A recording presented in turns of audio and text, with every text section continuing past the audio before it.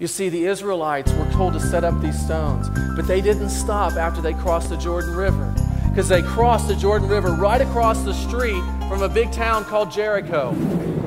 And that was their next thing they had to do and deal with. They set up the memorial to remind themselves of the past, but they had to keep marching into the future. They had a city to conquer. They had a land to conquer. It was important, though, that they had that memorial so they could tell their children about the mighty acts of God as they began their journey into the promised land. And as we look back, we see what that generation did. They didn't just stay in the past, they kept moving into the future. Joshua's generation was known because it nearly conquered all of the promised land. David's generation was known because in his generation they captured the city of Jerusalem from the Jebusites and began to build the capital city. Solomon's generation was remembered because they built a new structure called a temple. Ezra's generation, Zerubbabel's generation was remembered because they rebuilt the temple that had been destroyed. Nehemiah's generation was remembered because they had rebuilt the walls that had been destroyed around Jerusalem. All these men were not content to just live in the past. They moved into the future, and they did what it took. You at First Baptist added a new chapter to this church several years ago when you purchased 65 acres of land. That was a huge, bold step of faith. You at First Baptist moved into the future as we built the Rock down there. 2 buildings, the Rock and the preschool wing. And we began ministry outreaches like we'd never had before, such as Celebrate Recovery and Shepherd's Fold and Rim Rockers. But I want you to know, brothers and sisters, there's a lot more still to be done. We're not done with it. You know, the memorials of the past are made, but we need to press forward into the future. In fact, this is the main point I want you to remember, and that is this. Memorials of the past are made as we press forward into the future. If we move to the future, we will continue to leave memorials in the past. Those 12 stones were a positive reminder of what God had done. I mean, can't you just see years later the kids sitting around the campfire, mom and dad sitting around the campfire, and little Johnny saying, "Daddy, tell me about the stones that are over there." And Daddy was like, "Man, let me just tell you. Can't you just see his eyes lighting up? Man, can't you? I just want to tell you about this time." I mean, we were faced with the Jordan River, and there was no way we could get across. And Joshua, our new leader, we didn't know if this guy could do it or not. And he went before the Lord, and the Lord told him to get, and you could just hear him start telling the story, and you could just see his eyes light up, and you could hear him say, and when that first priest dipped their foot into the water, all of a sudden the water just went like this, and you could just, Daddy, did it really do it? Yes. And we walked across on dry land. Wow, Daddy, I've never seen it. I could just see his eyes lighting up. On the other hand, go back 25 years before this event in Joshua, and I can imagine families sitting around the campfire, and Johnny saying, "Daddy, why are we wandering in the wilderness?" Well, son, years ago we had the opportunity to go into the promised land, but we didn't believe it could be possible. We really doubted God, and so we're stuck out here. And Johnny, I'm not going to make it in the promised land. God's told us that my generation is going to die out here.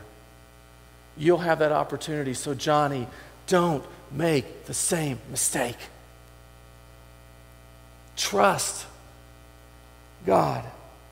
Remember the past as we press forward in the future.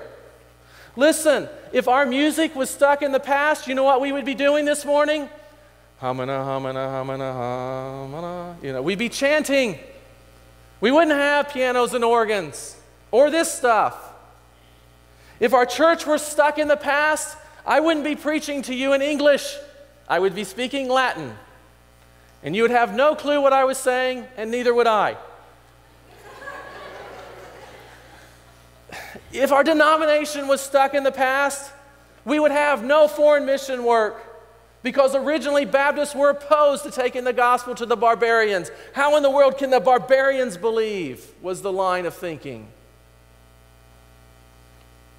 We have to learn from the past. As I told you, God kind of changed my message last night at 10 o'clock, so I didn't make a deal. I just asked God to help me out. So I did a quick search of this text because I knew I had preached on it one time before. This is not the same sermon. It's totally different. But I found the sermon. I preached it on September 2nd, 2001, a few days before 9/11. The occasion that I preached on this text was the day that we broke ground for the rock. Let me give you the exact words that were from my manuscript from that sermon 7 years ago. Here they are, 2001. I know that if we remain faithful to God, people will one day be saved on this new property. I know that if we remain faithful to God, people will one day be baptized on this new property. I know that if we remain faithful to God, people will one day be married on this new property. I know that if we remain faithful to God, the promotion of Christians will be celebrated on this new property. You know what? That sent chills up my spine as I read it, because you know what? 7 years later, every one of those things has happened on that property. Everything. Every one of those statements has happened. People have been married at the rock. We have had funerals at the rock. We have had people saved at the rock. We've had people baptized at the rock. I mean, that just sent chills up my spine as I read that. I was like, wow, this happened. What are we going to look at the future? 7 years from now, what's going to be said about our church? Now let me ask you a question. What are the memorials in your life? Parents, what kind of memorials are you erecting in your life in front of your children? Will your children remember you as being godly or worldly? Loving or hateful? Joyful or depressed? Giving or selfish?